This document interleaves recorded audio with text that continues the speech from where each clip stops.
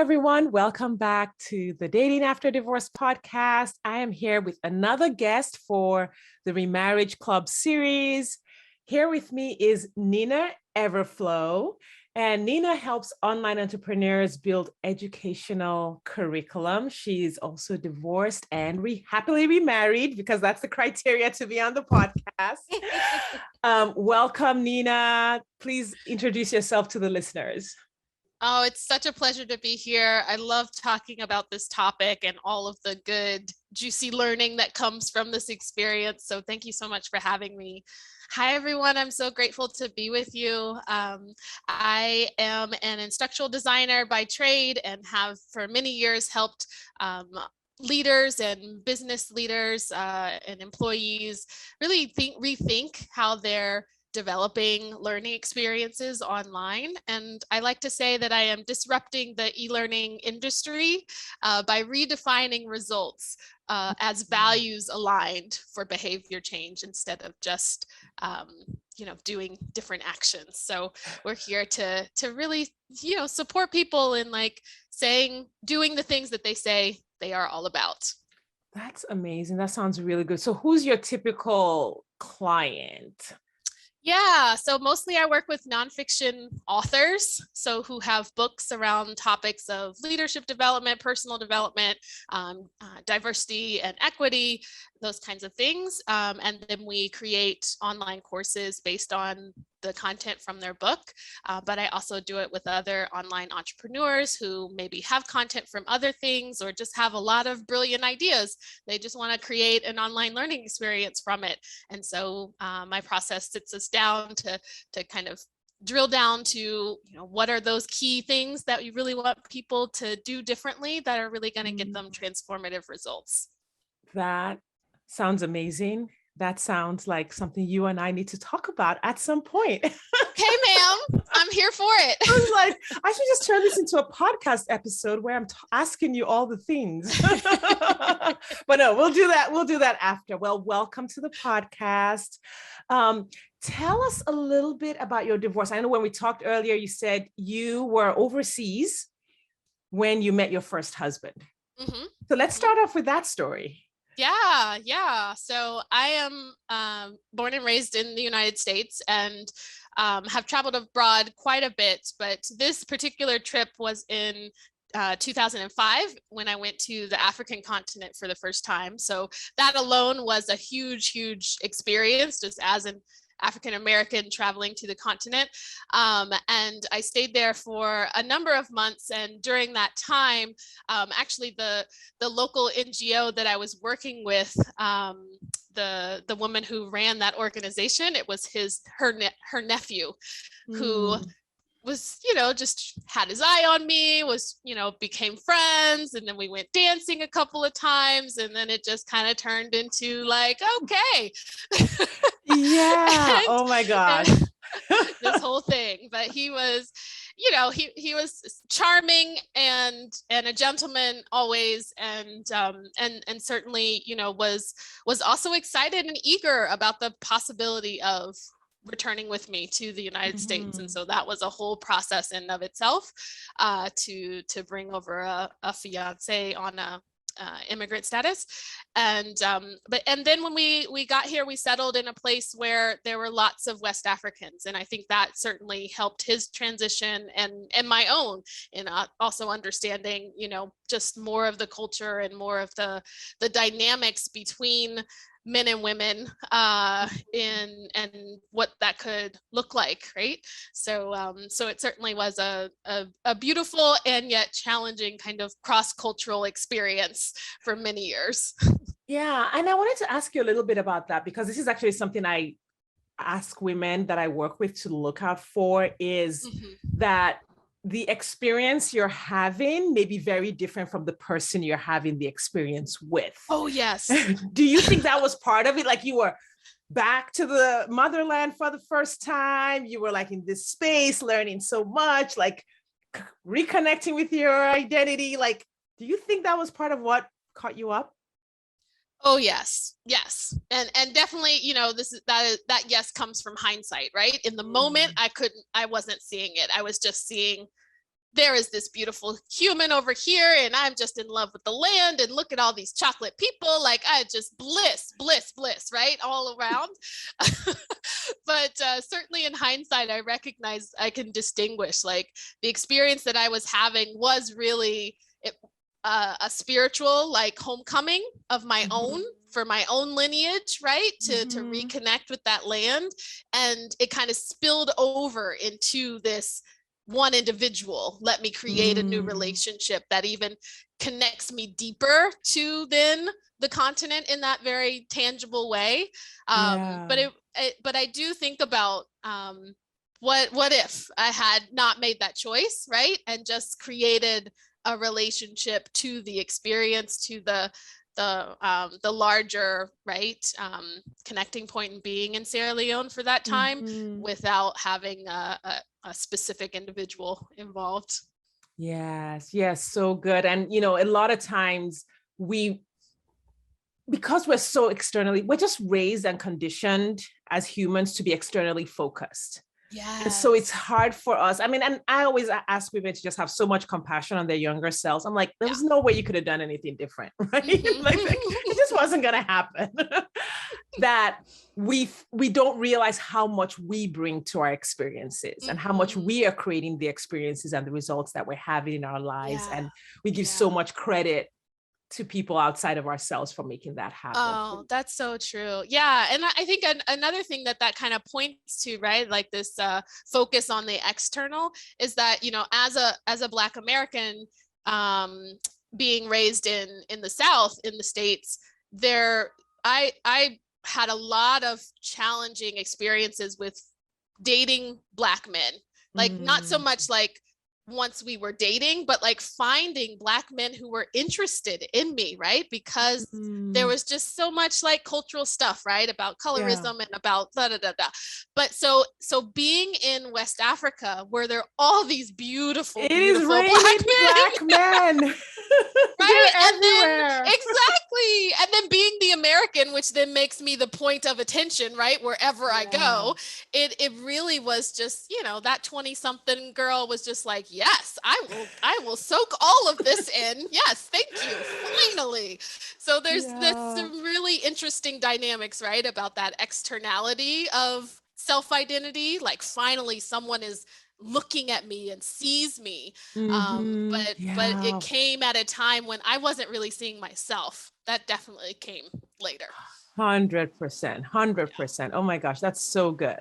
So you both moved back to the United States and you joined the West African community here. So you were living in a place that was like, you know, had more immigrants in it. So we were in Washington, DC, in suburbia, and so there's a high concentration of Sierra Leoneans and West Africans in general there. And so, you know, all the weekends, parties, weddings, birthday celebrations, funeral, right? Like, the social calendar was immense. And as an introvert, I began to notice, like, I became more and more disengaged as the years passed, just totally taxed out, dreading the weekend because there would be so many things that we were expected to show up for, and not knowing how to communicate that for myself. So that was an interesting dynamic about the social pressures that were on us to show up for,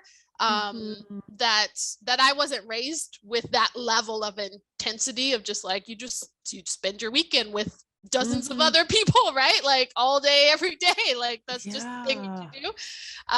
And it wasn't, and I had a really hard time communicating that and really distinguishing that from him. Like, I started to just blame him, be resentful about he was pressuring and signing us up for all of these things, right?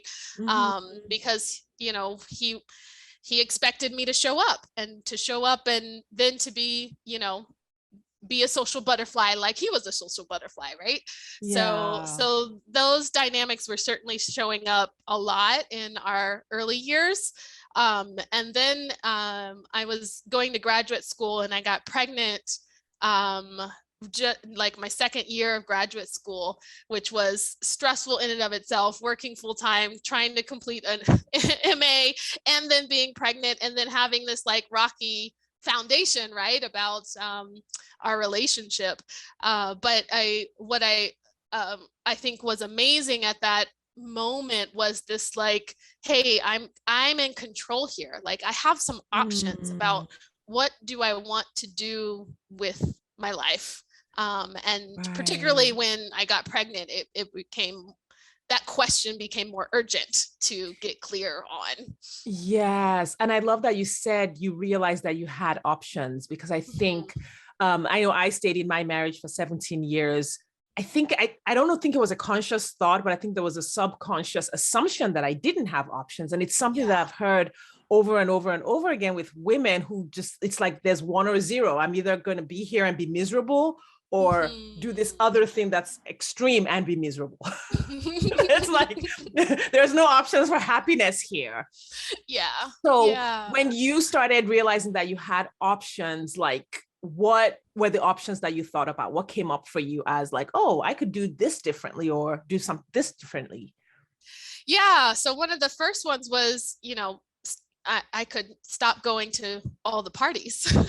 So that was one of, literally, and it feels so silly to like describe now at this Oh, moment, but but at it's the real. time it was so significant to have that conversation with him.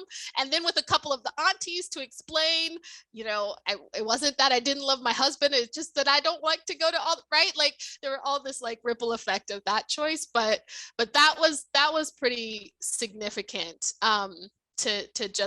To own my social calendar again, Mm-hmm. and to redefine how I wanted to engage with the family.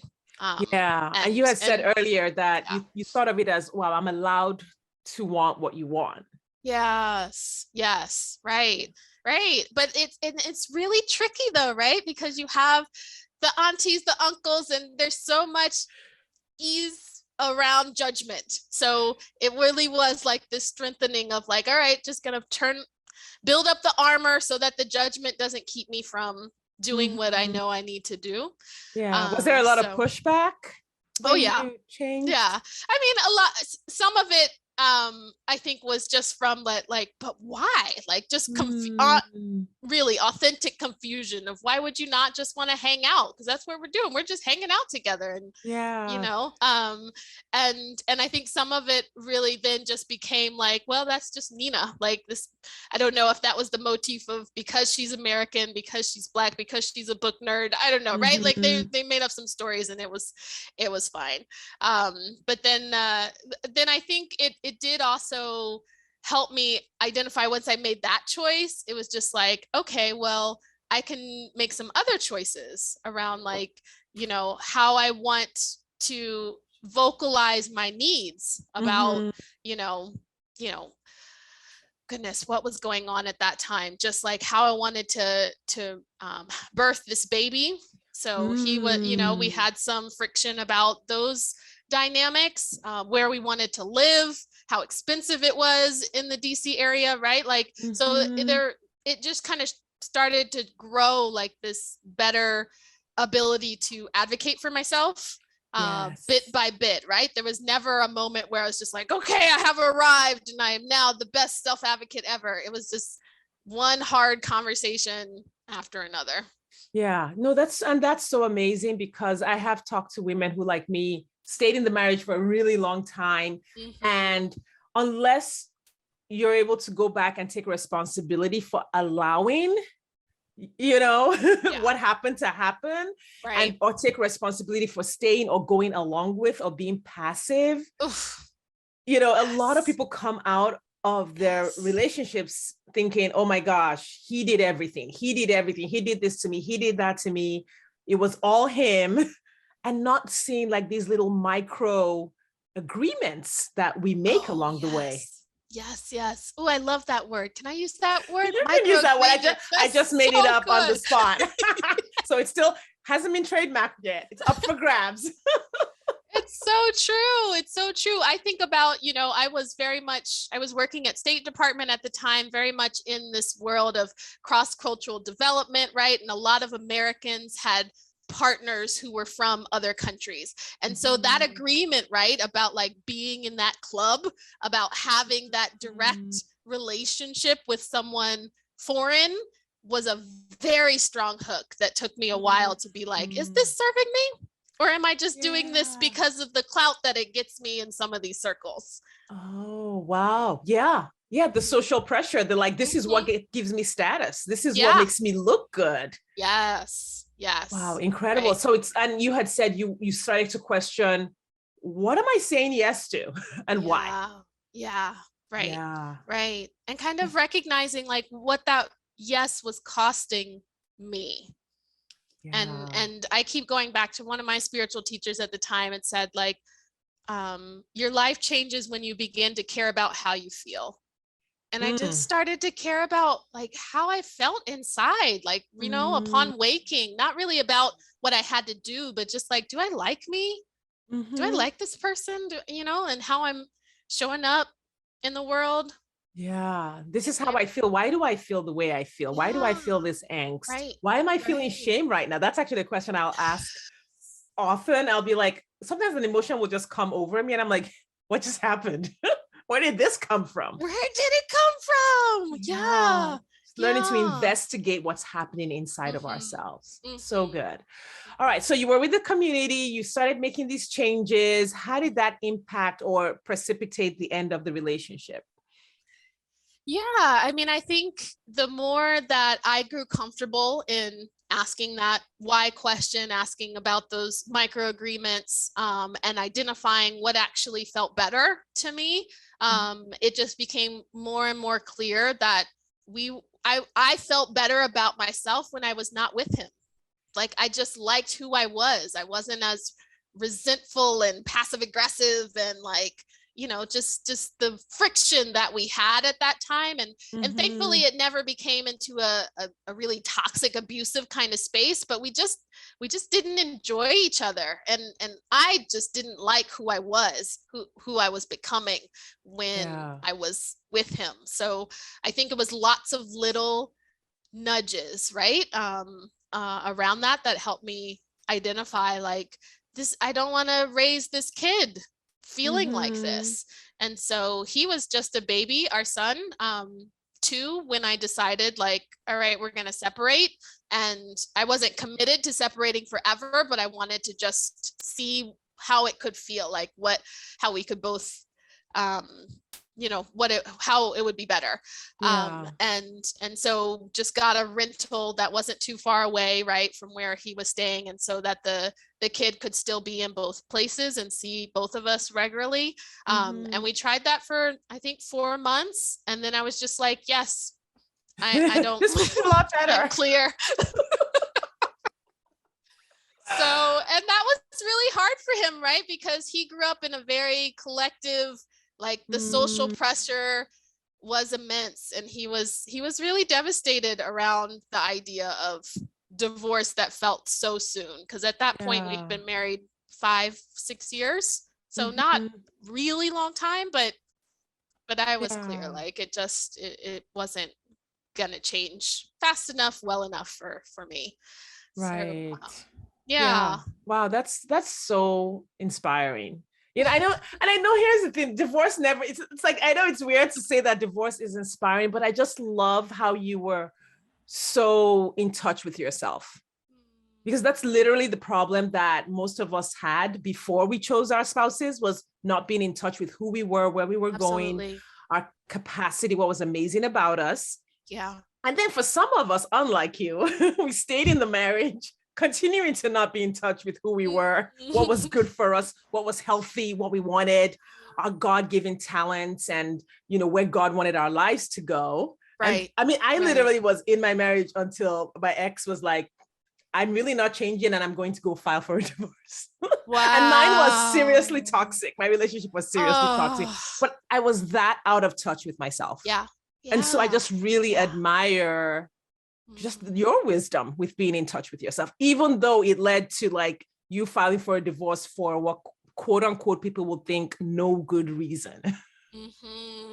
You know, but that was spot on. Yep. Heard that many times. Yeah, but what's the value of a life, right? Yes. The Right. value of your existence that it should be spent in that state. Like, Mm, see what I'm saying? Is that really honoring the value of a woman's existence, of another person's existence? That, oh no, you signed this piece of paper and it doesn't matter how much of a dark bubble this relationship is, you just need to stay in it because, you signed on a piece of paper. yeah. Yeah. So, I mean, it's a really Yeah. radical way of looking at it. I It know it's not a is. popular opinion, but I have talked to enough women going through divorce and read their stories and worked with them to know that it's really about what is my life worth? Mm, And when you see the worth of your life, you're like, this ain't it. yeah. This ain't it. Right. And I think for me, it really started to crystallize as I was exploring that question about like, what is my life worth, and why am I willing even to sacrifice at that level? Where did that thought come Yeah. from? Like, why is my joy not of value to my own self, that I would recreate my Yes. life differently? And really started to identify like, yeah, the women in my life, right? My grandmother, my great grandmother, Mm, all of them were defer to the man. You yeah. need to show up for, right? Like, these are very loud, at least in my cultural tradition, Mm, voices and influences, right? About like, you just suck it up. yeah. Your As a value woman, is in that's what making you the do. man happy, even if Yes. his demands for Yes. happiness are destroying you. Yes. Like Right. that's, yeah, Right. yeah. Yeah, That's yeah. So it's helpful too to like recognize or to tease that out, right? Like, this isn't mine. mm, It was just part of the lineage. It was just part of the cultural stories that I inherited, but it doesn't have to be my story. And certainly yeah. not when I add that up to, my grandmother got a divorce after 40 years. Like, right, Ah, there were separations that when they finally yes. recognized, hey, my joy is worth something. So why would I follow that pattern? Oh my gosh. And Let me this get is hilarious lesson. because I'm from Nigeria. So um, you know, I talked to some of my friends and we laugh at like, our mothers and grandmothers who are like, oh no, they didn't get a divorce. And I'm like, y'all did. I'll tell you what it looks like. So for the Nigerian community, I don't know if this is the same for like other African countries or other cultures. What it looks like is the woman stays with the guy, like it's this completely loveless, toxic, maybe even Mm, abusive marriage. Then her mm. children grow up, they get married, they have kids, and then she goes to help her children with their kids. Ooh.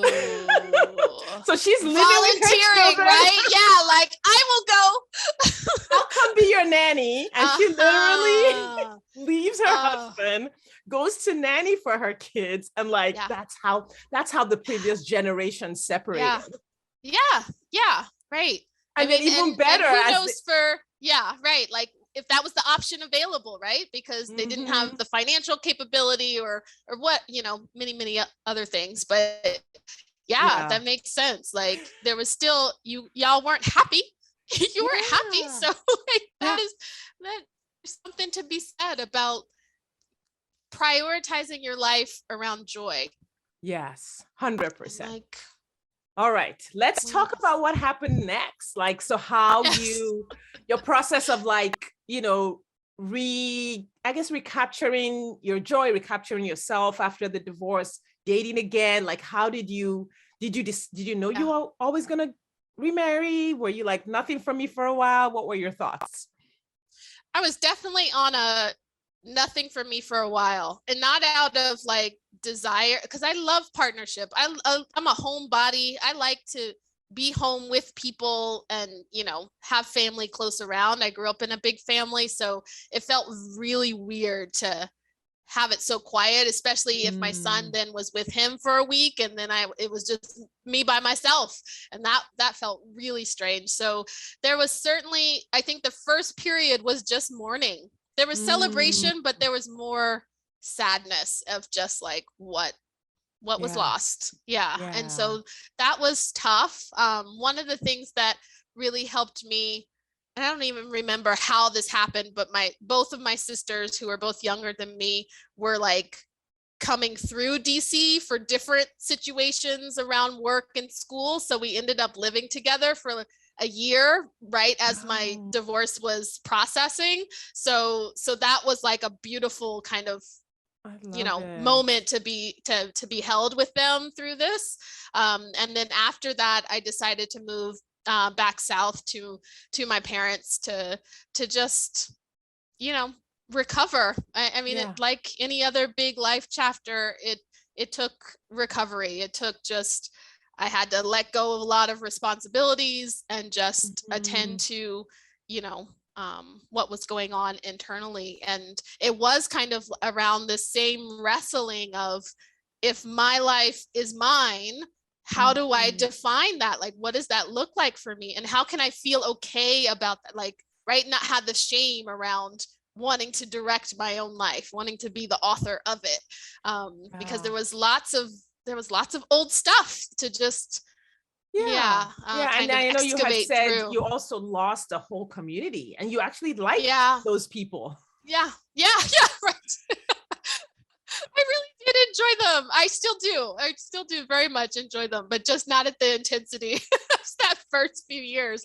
But there's a, and I don't know if this is a real concept, I just call it secondary losses that happen with divorce. Like, most people look at it and are like, oh yeah, it's the parents that are, separating and it's impacting the kids.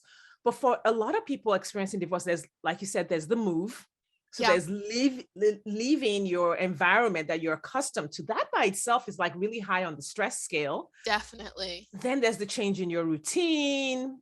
Routines for your kids, a change in identity, because being married is such a big identity thing for us. It is. You lose that, and then you lose your community, you lose your friends, you lose, I mean, maybe the one party you wanted to go to every month. Right, exactly. I want to go to that wedding because y'all know, like, they were dropping a whole lot of money. I want to go witness what that's like, right? Like, there was definitely, there is a lot of grief and sadness that comes up, even if you're the one that filed for the divorce. There's a misconception that it's this, oh, well, you just filed for a divorce and you're moving on with your life. No, not really. It's such a painful thing. It is. To have to come to that point.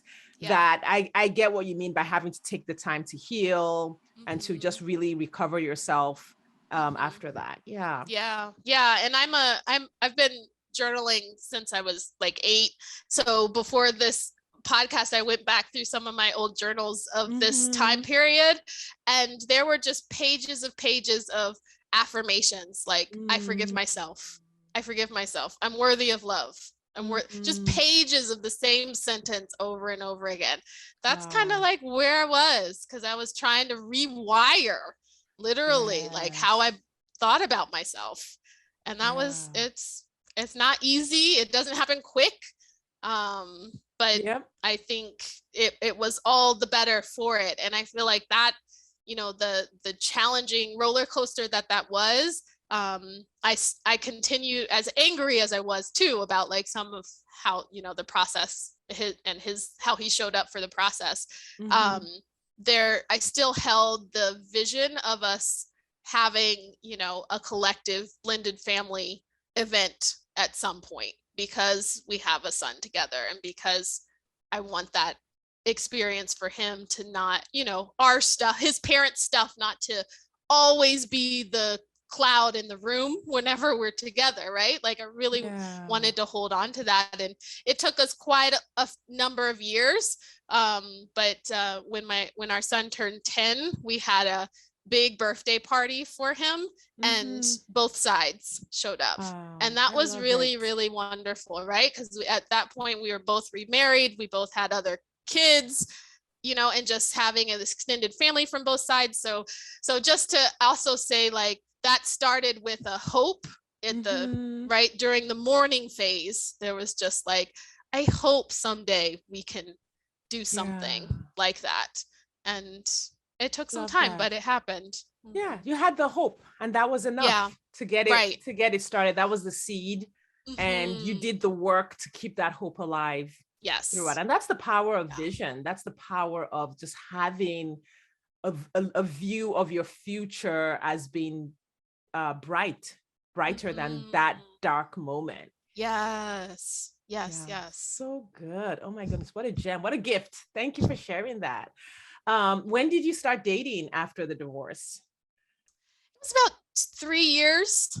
I mean, it was probably a good year and a half. I did not date at all, and then I kind of inched my way into it, and those 18 months was pretty intentional because I knew my habits, right? About like wanting that external gratification and da da da da. I was just like, I gotta cut that off. I just really got to focus. But after I did move into this new period of dating, and I was in a small town in North Carolina at that point, so there was no local dating to be had. So I just focused on online opportunities. Okay, so online dating, and then you met people outside your city. Yes, online. Exactly. And that really worked for me because I'm a writer, because I like to think about people more holistically. Like it helped to have, just have those profiles that kind of gave you, and I know profiles are questionable, but at that point it was just like I could, reading about someone felt like an easier, first meeting than a random occurrence, right? Of just seeing. Anyway. Yeah, this is where the mindset, it's funny that you would say that, like another woman having exactly that same experience would be like, this is terrible. Absolutely. Reading all these profiles. And that's why I always tell my class, I'm like, listen, it's literally how you think about it. Let me help you figure out if your thoughts are serving you. Yes. And find the strategy, right, that works for you. Yes, exactly. 100%. Like, I'm like, guys come everywhere. I mean, on this podcast alone, all the women have met their husbands in all the ways that everybody thinks is impossible. Online, offline, on a plane. I mean, it's just it all wide works. variety. All of it works. It does. We just have to get healed. We got to get our mind right, and then we have to get in the game. Yeah. So when you met him online, like how did you differentiate between him and, I can imagine, all the kinds of profiles that you were seeing? Yeah. So during that time, as I was like, reading about people, seeing, just kind of having that ocean reopened to myself. I was also recognizing, oh, look, I can get pulled into a lot of different directions here. Why don't you define who you want first, and then we will go match. 100%. So then I spent a lot of time, literally a vision board on this human. So there were the physical characteristics, there were the emotional intelligence that I was just like high on the list because that was not available last go round. There was the creativity. I wanted someone who was artistic and who valued being in that mode and method and creating something beautiful. I wanted them to be eco-conscious, and I've been vegan for many years, so that was high on my list. Just like some of these lifestyle values that I wanted to be matched with, so that I wasn't, causing more friction. So I made a big list. You met a man who matched all of this stuff on an app. 100%. All right, 100%. Ladies. You heard it. It is possible. Yes. It is possible. Yes. All right, keep going. I'll try not to interrupt you too much because I'm just like. I was trying even to find that vision board, but it's somewhere around here. But you're remarried, so obviously it worked. It worked. It did. He's incredible, and I think though, like that clarity of like my hope, my intention, of who I wanted to meet, and the values that person had was. Then I recognized him really fast after I did that. Right, like after I got really clear. Right. And it helped you say no to all the people who wanted him. Yes, absolutely. Because there were lots of them. And I was like, oh, no, you don't, not even close. No, don't get distracted by the abs. No, that is not the human. The way I describe it to my clients when we're working through what you're describing here, I'll be like, listen, you need to get to know this human so well that when you go on a date, it's like he's sitting beside you and he's telling you, that's not me. That like needs to be so I real. We love do what we that. call the irresistible relationship vision. And I was like, Uh-huh. this vision has to be Uh-huh. so real. Like you need to Yes. embody this relationship so that you Yes. know immediately Right. that someone Right. isn't the one. Yeah. Yeah. It's So so good. important. It's so important because and just the joy of finding, like, recognizing, right? Like, Yes. I remember that moment of recognizing, and then it was so funny because there was some kind of like technical glitch happening because whatever, I don't even, the app was just like, one person had to say yes and the other person confirm, and then they share, the details, but then he had to pay for it. And anyway, there was some kind of thing that kept us from each other for like 3 days. Like, we couldn't communicate even though we had recognized each other. And I tell you, it was just like the anticipation to then build up to like, what's going on, universe? Like, I thought you were gonna like make this flow easily Yeah. once we found each other. And but afterwards though, like, we started talking in like January, and by April we were living together. Oh, so It was so clear. good. So good. Mhm. How long have you been married now? We just celebrated 8 years. Oh, congratulations. Thank you. And you had more kids? We had one more. Yeah. He just turned 5, or well, yeah, it's 5.5. And he is just such a blessing.